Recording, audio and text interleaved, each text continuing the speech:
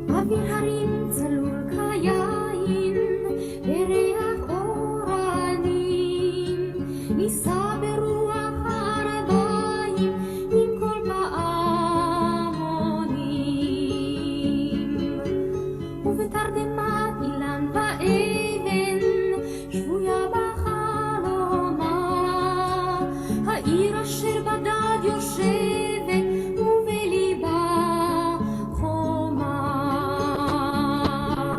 ירושלים של זהב ושל נחושת ושל אור, הלא לכל שירייך אני כינור.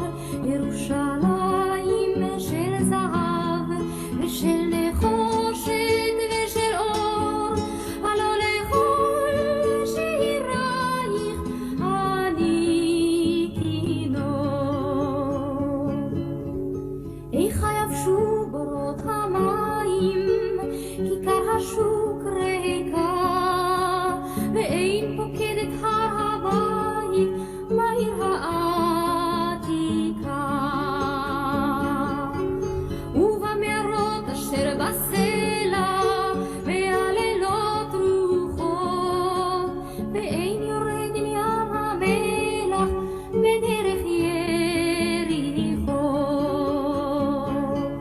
ירושלים של זהב ושל נחושת ושל אור, הלא לכל שירייך אני כינור. ירושלים של זהב ושל נחושת ושל אור, הלא לכל שירייך אני כינור.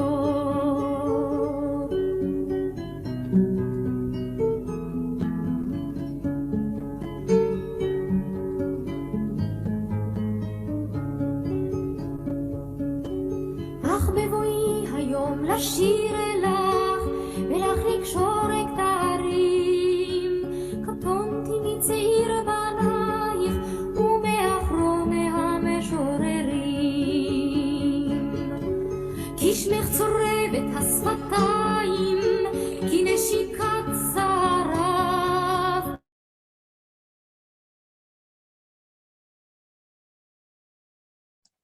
Good afternoon, and thank you for joining us for our first series of We Stand with Israel. Due to a lot of complexities in our society today, it's not so easy to do rallies. So what we thought we would do is bring to our community some shorts, some Zoom shorts about a half an hour long, to bring stories and different perspectives of the situation in Israel to you today. And this is the first one. Our second one tonight is at 7 p.m. with the Consul General of Israel, Israel Nitzan. So I'm delighted today. I'm actually honored today to introduce a VIP to me, my sister Amanda and her family. You could see 6-year-old Yoni, 8-year-old Adam, and my Israeli brother-in-law Yaniv back there, who's also joining my sister today to talk a little bit about what life was like for the past week and what life is currently like and what it's going to look like sort of moving forward from the experience of a common Israeli family that's living through these missile and terrorist attacks. So just to give you a little bit of a background on my sister has a very strong Jewish background. She was a Reuben Gittleman, Solomon Schechter kid. She did US-wide pilgrimage to Israel during high school. She went to the New Jersey Y and Ramah camps, is a fresh graduate, and afterwards attended Birthright Israel. So Amanda has had a very unique and diverse approach to her Jewish identity and to being in Israel, which is kind of like the opening pitch here for the very first question, which is, even with all of that, Amanda, why make Aliyah? What was the motivation for you for Aliyah? And I believe you have to unmute yourself. Okay, can you hear me all right? Yep. Yeah, so I think it's quite like you're saying. I was a Schechter kid. I had New Jersey Y day camp experience. I did Birthright. I think it was all of that in the upbringing, and then the Birthright experience really kind of sealed it for me when I was here for 10 days. I really I always loved the country. I was always taught to love the country. I also have, my grandparents are Holocaust survivors, plus the upbringing, you know, with all of the Jewish affiliated schools and camps. And then when I came on Birthright, I just fell in love with the country. And I kind of knew when I was leaving the Birthright trip that I was going to come back. I knew that I was going to go back to the States, kind of pack a bag and head back this way and see if I could live here. So was that the only thing you fell in love with on your Birthright trip? So my husband is laughing. I don't know if everybody can see him, but my husband was the medic and the security guard on my trip. So it's a really unique story. I know people that have fallen in love on trips to Israel, but not maybe with the staff. So might be a little unique. Yeah, my husband and I met on the trip. It's a very intense trip. It's 10 days with the same people on the same bus constantly. And we, started talking. And I guess when I came back to Israel, I think it took me about 3 months after Birthright to come back to Israel. He called me. He'll claim I called him, but he called me. And here we are. 3 kids later, and another one on the way. So speaking of where you are, tell us a little bit now about where you actually are in Israel, the type of area you live in, its proximity to Tel Aviv and Jerusalem and to Gaza and those types of things.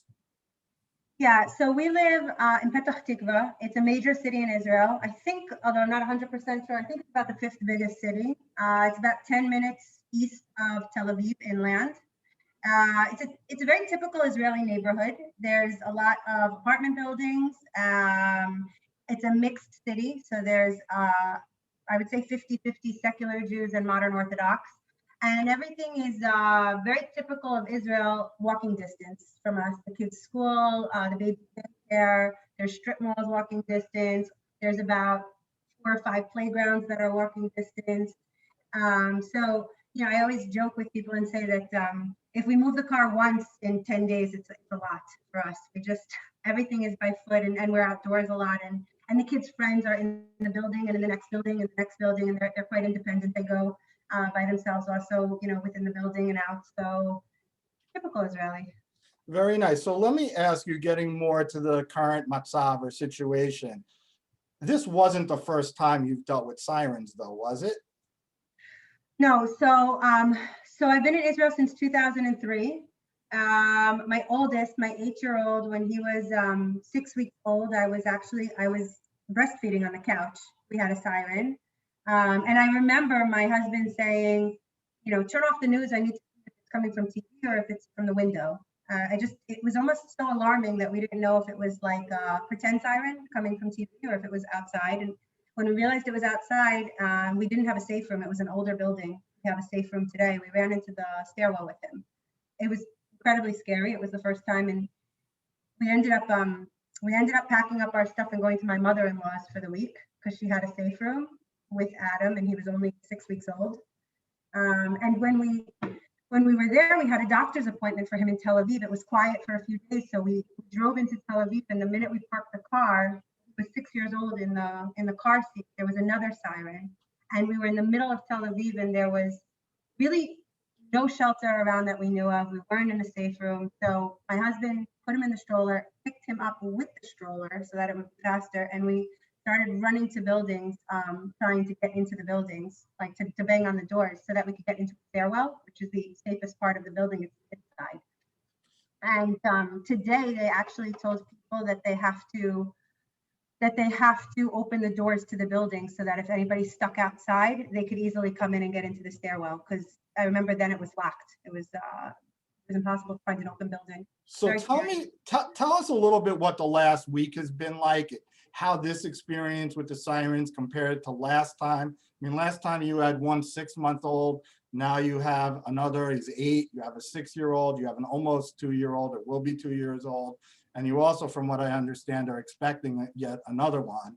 So tell us a little bit about how this is different. And you spoke about a safe room. Tell us a little bit about what that is and things like that. So yeah, so the biggest difference is the kids. It's big though. It's a very big difference.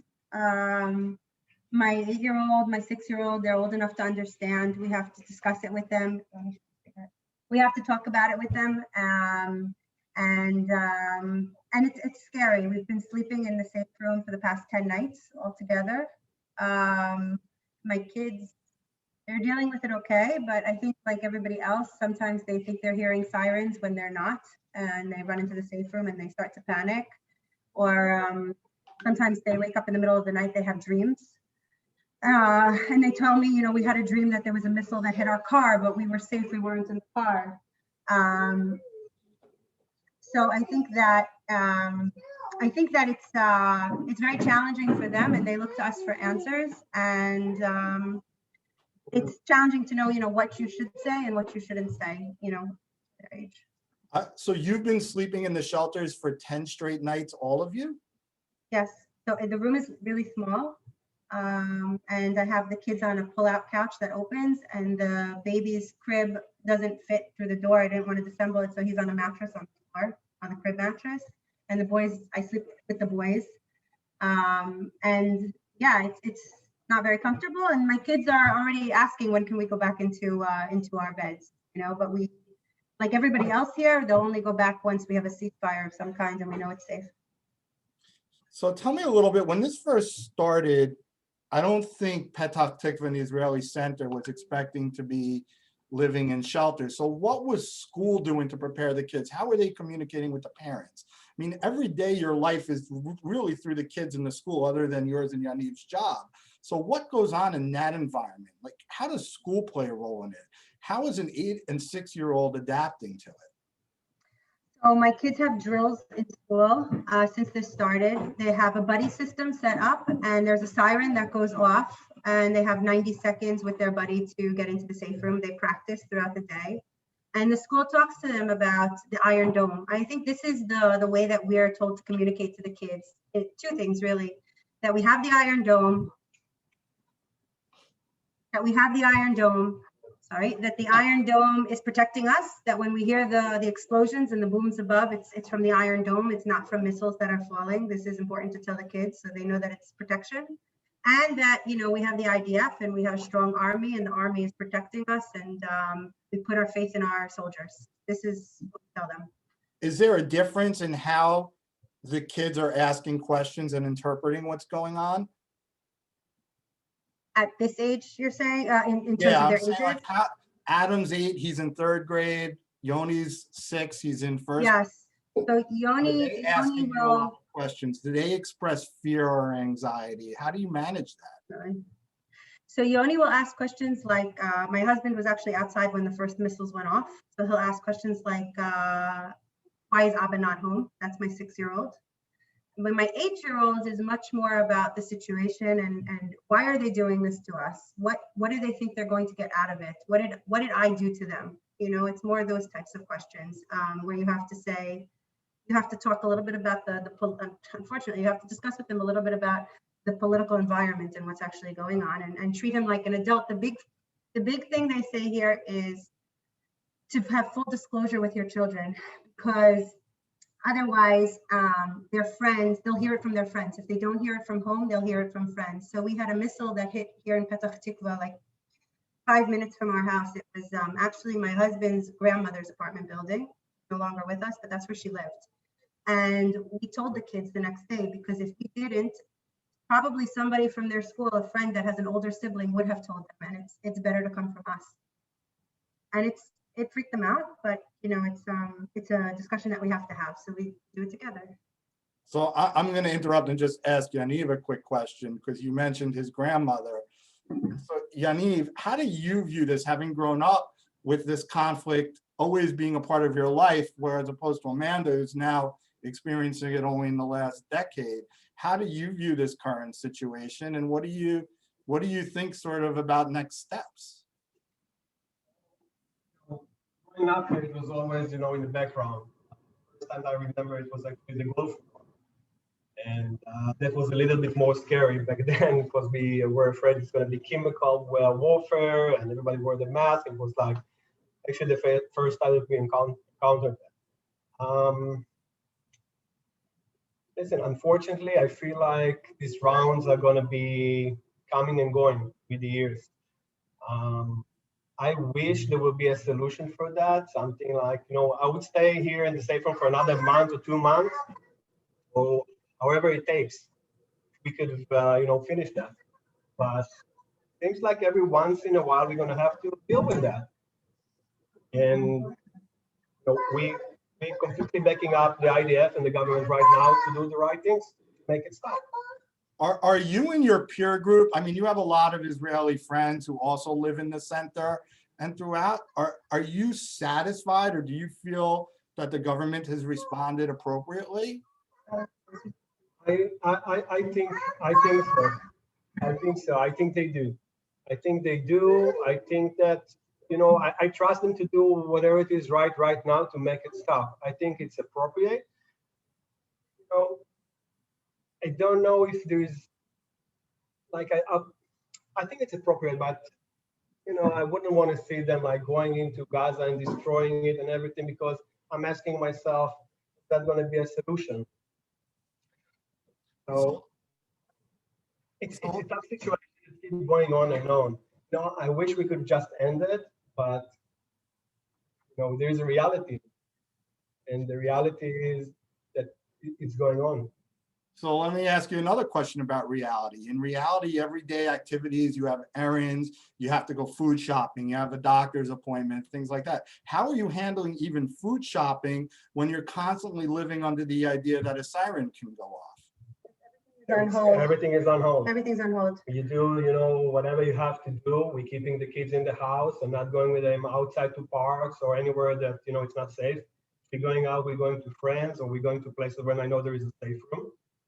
And we live in the center, so it's a little bit kind of more easy here. But the people of the South, it's tough to handle.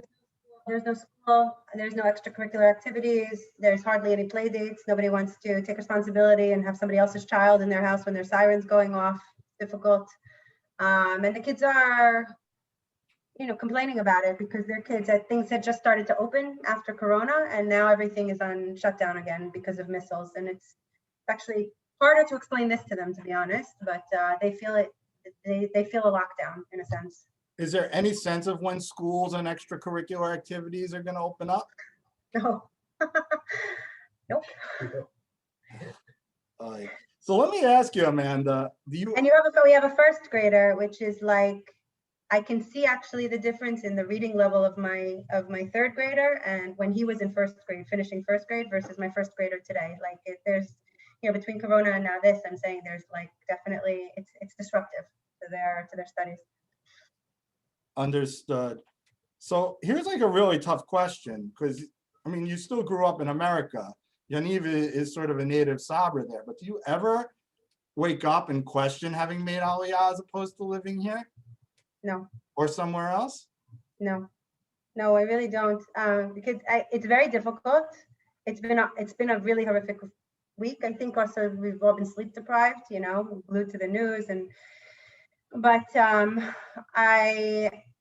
it's a blip in the 15 years since I've made Aliyah, and the rest of the time is really, I love the lifestyle. I love the people here. It's very social.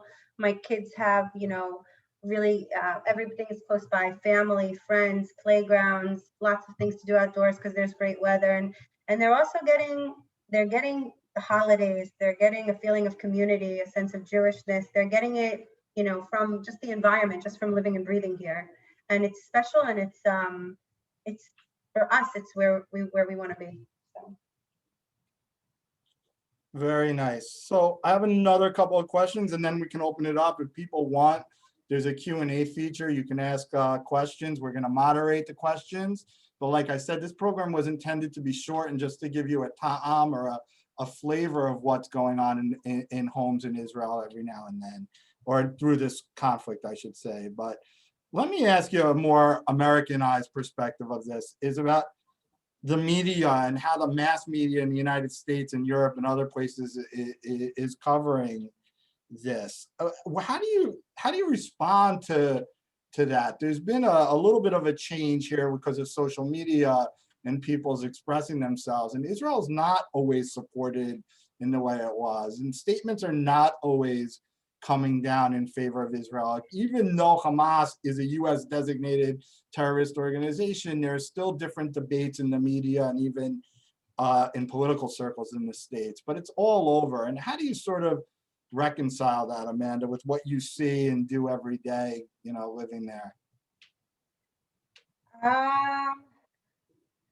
It's painful, to be honest. It's hurtful. I feel that we didn't provoke this. I feel personally, I think most people here agree with me, but I feel that we didn't provoke it, but it's our right to decide when we finish it. And I wish that the international community could recognize that. And I think that anybody that says otherwise should be in the situation where they have, you know, a 6-week-old in the middle of Tel Aviv, like I said, or you know, what we're dealing with today, which is sleeping in a safe room for 10 days and, you know, hovering your body over a child in the middle of the night because you hear sirens and it's waking them and you're trying to protect them.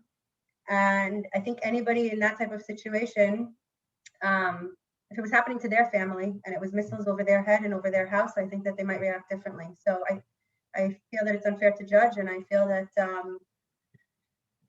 you know, it's really upsetting that you know, people saying that it's disproportionate what we're doing. Just wondering, if somebody would fire missiles trying to kill their kids, what would consider to be a proportional reaction to that? It's our family, and I want to just say one thing, that we have 90 seconds to get into the safe room here, and everybody tells me, oh, it's so short, it's so short, and the truth is that it takes us about 15 seconds to get all the kids into the safe room and close the door and the window and bolt it. And then you have about 75 seconds that you're sitting there and you're just waiting to hear an explosion, because you want to hear the explosion. If you don't hear the explosion, it's a problem. You want to hear the booms overhead. And that 75-second feels like a lifetime. You're sitting there, and I'm looking at Yaniv. The kids are either sleeping or looking at each other, but Yaniv and I are looking at each other, and we're waiting and we're waiting and we're waiting. And when you hear the boom, you have a sigh of relief. So it's really a very long minute plus, you know, and you know, I think anybody dealing with this would, I agree with my husband, you know, what's proportional when that's happening to you, and you know, they're innocent, these kids. So when this first started, everyone was sleeping in their own rooms. I mean, I'll share with everyone that on Monday you had your amnio, and on Monday night, yeah, I mean, look, this is what real people are going through, right?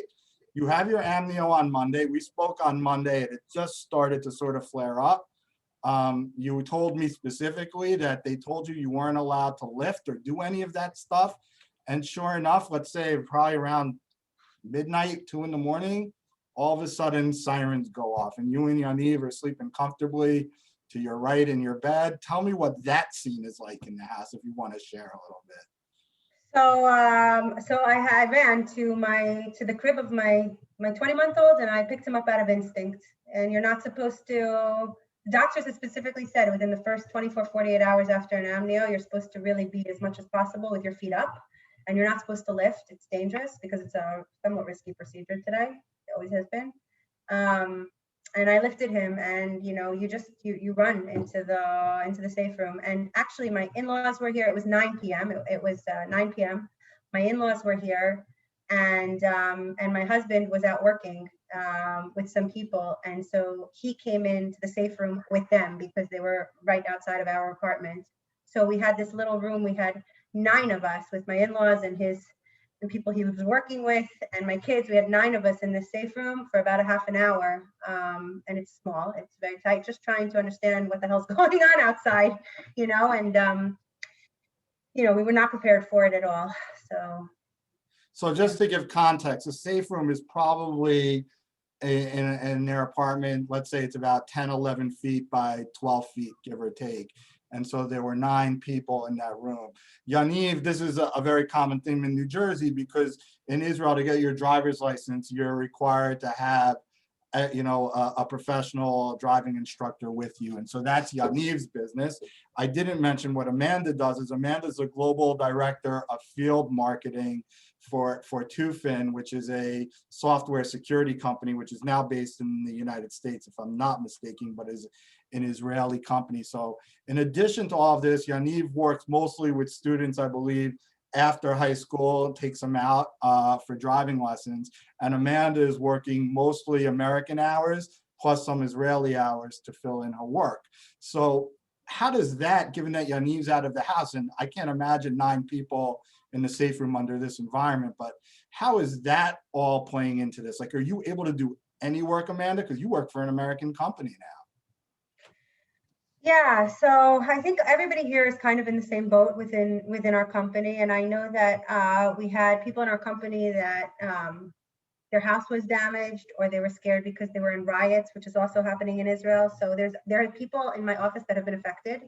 It's hard to concentrate, that's the truth. And then on the other hand, I think it's a great distraction. Like when I can actually sit down and, the kids are home, so it's difficult, but when they can entertain themselves a bit and the baby's sleeping and I can sit down and work. I don't know if my husband feels the same way, but it's great because you feel the normalcy again, and we really want that. So we want to work, we want to put the kids in school, like we want to get back to routine. So yeah.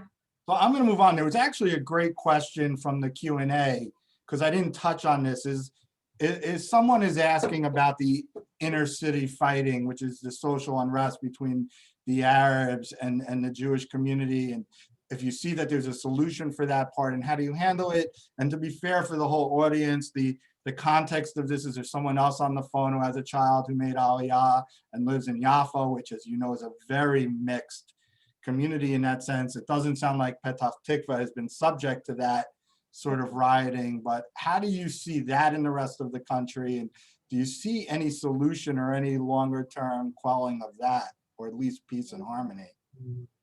I think that's where Gotta come a little closer, Yaniv, so we can hear you. It's not the English, it's the distance. At least for me, I'm speaking for myself, I think that situation is actually much more worrying me than the situation with the Hamas, because this is something from within the inside. And there is kind of a coexistence here for many years now between Israeli and Arabs and the mixed cities and everything. And once it starts to be inside the cities and you have riots, and you're afraid to go places because you don't want to be lynched in the streets. And I think something very fundamental about the way that we live here kind of, I would say, broke that in these riots. And I think it's going to take some time to cover it back again. And it's going to take a lot of time. It's going to take a lot of time, and there's a lot of work need to be done. I think also from the police side to find all of those people that are actually, hiring the flames. And also, they have to find ways to recover that. It's a tough one. Do you feel though this is the start of a third intifada, or? In the first days, I really thought so. It was really like something that we never saw here. Right now, it seems like the flames are lower and hopefully everything will fall back into place.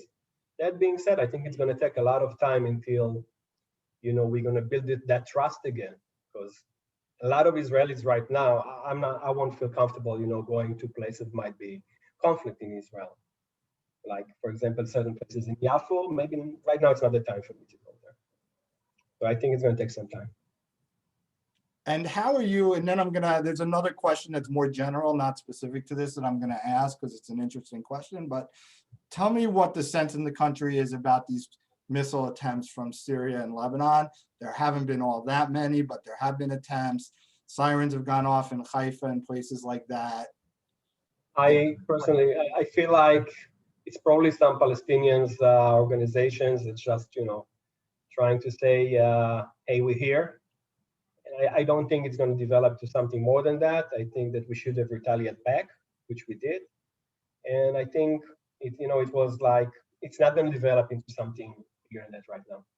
So, all right. So there's a question about Miluim, but I'm going to give it a little bit of context. For those of you on the phone, Yaniv is the oldest of 4. He has a brother who's a couple of years younger than him, And then there's a twin boy and girl who are probably still age appropriate for reserve duty, if I'm not mistaken, for Miluim. So the question really from the floor is, and I'm gonna build on it, is are women still required to do Miluim in any way, shape, or form?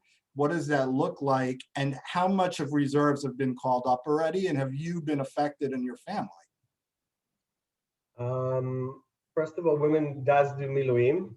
It really depends on the role that you had in the army. My sister, for example, she's an officer and she's still doing Miluim. So that's really depends as far as women they do, and depends on your role. They called reserves. I'm not sure about the number, but I think around 7,000 people in reserve, in all kind of, mainly I think in the, for Magav, I know they call people, Border Patrol, they call people in, and in some other units. What was the rest of the question? I'm sorry. No, it was as if Miluim was required for women and up to what point? It is, and The last question really was like your family. You have a cousin who I know, Nitzan, who just got out of the army. Yep. Is she being called back in, or do you know anyone else? Nitzan has not been called back. And I can tell you one thing, that any of us, if we will get called right now, there will be 100% of the people will show, because we are so confident and so sure about our right of way that we are right in this. And I'm sure that everybody is going to be called right now is going to show up. Great. So I have one last question, because I promised you I would keep this to no more than 45 minutes and a half an hour. This is kind of your witching hour with the kids, so I can't thank you enough. I guess, Amanda, this is your way of paying me back for the Ubering that I did for you back in the 80s and 90s. But,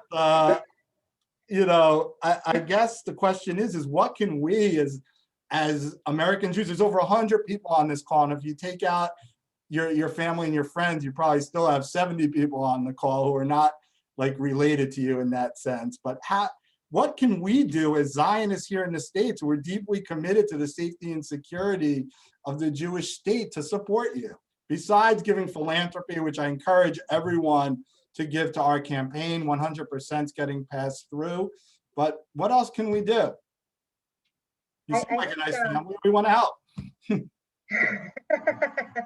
I think we appreciate it, and if I think that we need to. It helps people here to hear a vocal Jewish community in the diaspora. It really does. It shows support. It lets us know that we're not alone, because we do hear, the negative feedback in the media as well, and some of the anti-Semitism that's going on in the world. And so it really helps to know that there's people that are backing us.